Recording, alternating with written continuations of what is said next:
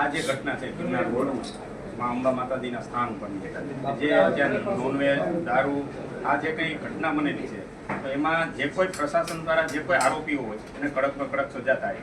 સાથે આવા બનાવો અવારનવાર ગિરનાર ઉપર જ બને છે. તો શા માટે બને છે? અને અત્યારે તો પ્રશાસન હસ્તક છે આ બધી જગ્યાઓ. તો પ્રશાસન અંતર્ગત આ બધી જગ્યાઓમાં જો આવું દૂષણ થાય તો હિન્દુ સમાજની લાગણીને ખૂબ મોટી ઠેસ પહોંચે છે. તો આના જે કોઈ આરોપીઓ છે એની તટસ્થ તપાસ થાય અને જે કોઈ આરોપીઓ છે એને વહેલામાં વહેલી તકે ધરપકડ થાય અને કાયદાકીય જે કોઈ કલમો હોય એ કલમોનો ઉપયોગ કરી અને કડકમાં કડક સજા થાય એવી હિન્દુ સમાજ વતી અમારી માંગણી છે. અને કોઈ પણ હિન્દુ સમાજ ઉપર છાંટા ઉડે છે એટલે એના માટે અમે બિલકુલ અને નાના મોટા સંતોને કામ બોલે તો દબાવવામાં આવે છે. તો ખાલી સંતો નથી, સંતોની પાછળ હિન્દુ સમાજ ખૂબ મોટે પાયે છે. અને હવે ક્યાંક ને ક્યાંક પછી હિન્દુ સમાજનો બહુ ખૂબ મોટા પ્રમાણમાં ગિરનારને લઈને રોષ છે. તો ક્યાંક ખોટા બીજા બનાવો ન બને એના માટે આવા તત્વો છે. અમુક લોકો છે કે જે સમગ્ર હિન્દુ જે સમાજ છે એની લાગણીઓ દુભાવે છે. માનનીય કલેક્ટર સાહેબે તપાસના આદેશો પણ આપી દીધા છે અને એ લોકોના વિરુદ્ધ સખતમાં સખત કાર્યવાહી પણ. જય ગિરનારી, ઓમ નમો નારાયણ, સત્ય સનાતન ધર્મ કી જય. મારું નામ તુષારગીરી મહેન્દ્રગીરી ગોસ્વામી, ગિરનાર અંબાજી મંદિર પૂજારી તરીકે હું સેવા કરું છું. આજરોજ અમે કલેક્ટર શ્રી સાહેબ પાસે જે આજે સવારથી સોશિયલ મીડિયાના માધ્યમથી જે આ વિડીયો વાયરલ થયા છે તેનું અમે આવેદન દેવા આવ્યા છે ને સાથે સાથે અમે ન્યાય માટે આવ્યા છે કે કલેક્ટરશ્રીને અમે મળીને કીધું છે કે જે આ વિડીયોની અંદર જે કોઈ વ્યક્તિ આ જે કૃત્ય કર્યું છે, સત્ય સનાતન ધર્મને લાંછન લગાડ્યું છે, ગિરનારને લાંછન લગાડ્યું છે, મારી અંબામાના મંદિરને લાંછન લગાડ્યું છે, એને સખતમાં સખત સજા થવી જોઈએ, ન્યાય અમને મળવો જોઈએ ને અમને જે સસ્પેન્ડ કરી દીધા છે તત્કાલ તે પરત અમને સેવા પૂજામાં સરકારશ્રી રાખે એવી અમારી વિનંતી છે. આ લોકોને તમે ઓળખો? નહીં, આ લોકો કોણ છે એ અમારી પાસે માહિતી નથી.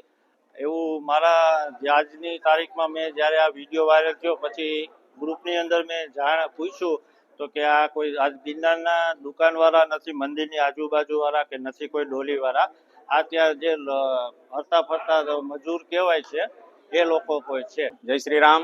હું વિપુલ રાવત, વિશ્વ હિન્દુ પરિષદ બજરંગ દળ જુનાગઢ મહાનગર મંત્રી. આપના માધ્યમથી પ્રશાસનને એટલું જણાવવા માંગીએ છીએ કે ખરેખર ગિરનાર ઉપર આવી ઘટનાઓ વારંવાર બને છે. છેલ્લા 2-3 વર્ષ થયા તો ખૂબ અસંખ્ય 2-3 મહિને એકાદ ઘટના આવી હોય જ છે. હમણાં શિવરાત્રી મેળા અને લઈને પણ ત્યાં નોનવેજ પકાવવામાં આવતું હતું, એને પણ સંગઠન દ્વારા પકડવામાં આવેલા. તો આપણે બધાને ધ્યાનમાં છે કે ગિરનાર ઉપર એક પ્લાસ્ટિકની બોટલ પણ આપણે નથી લઈ જઈ શકતા. તો આ નોનવેજ ત્યાં પહોંચે કેવી રીતના? આપણે એક પ્રશ્ન છે. વિડીયો જોતા એવું પણ લાગે છે કે વિડીયોમાં જે કોઈ આરોપીઓના નામ છે એમાંના કોઈ લોકો હોય એવું પણ નથી લાગતું. કારણ કે વિડીયોમાં જોતા એવું લાગે છે કે ખરેખર આરોપીઓ કોઈ બીજા છે અને નામ બીજા લોકોના છે. તો આની અંદર તટસ્થ તપાસ થાય અને જે લોકોને આરોપ બનાવવામાં આવેલા છે તો એ લોકોને પણ કાયદેસર તપાસ કરી અને જે આરોપ મુક્ત કરવામાં આવે અને વહેલામાં વહેલી તકે ફરી એમની પાછી જ્યાં જે જગ્યા ઉપર નિમણૂક કરવામાં આવે, જેથી કરીને એના ઉપર જે લાંછનો લાગેલા છે એના પરિવારો ઉપર લાંછન લાગેલા છે. તો આજે એ 27મી પેઢી ઉપરથી અત્યારે ત્યાં નિમણૂક છે પૂજારી તરીકે. તો ભૂતકાળમાં આવા બનાવો ક્યાંય કોઈ સંસ્થાના ધ્યાનમાં નથી. તો આવા બનાવો અવારનવાર જ શા માટે બને છે? તો પ્રશાસનને વહેલી તકે વિનંતી છે કે આની અંદરથી પ્રશાસન વહેલી તકે હટી જાય અને સંતો અખાડા પરિષદને આ જગ્યાઓ સુપ્રત કરવામાં આવે, જેથી કરીને હિન્દુ સમાજની લાગણી જળવાઈ રહે. જય શ્રી રામ. ષડયંત્ર હોય એવું લાગે? અત્યારે વિડીયો જોતા એવું લાગે છે કે ખરેખર વિડીયો જૂનો હોય એવું લાગે છે અને આની અંદર એવું પણ લાગે છે કે નોનવેજ ત્યાં પહોંચે કેવી રીતના? કારણ કે આપણે બધાને ધ્યાનમાં છે કે ગિરનાર ઉપર કોઈ પણ પ્લાસ્ટિકની બેગ અથવા કાંઈ પણ લઈ જાય તો પણ ત્યાં ચેકિંગ થાય. તો પ્રશાસન દ્વારા જ આ જગ્યાઓ ત્યાં રોકવામાં આવેલી છે અને પ્રશાસન ત્યાં લોકોને વહીવટદાર શાસન તરીકે છે. તો પ્રશાસન હોવા છતાં આવા બનાવો બને કઈ રીતના? આપણે એક પ્રશ્નાર્થ ચિહ્ન છે.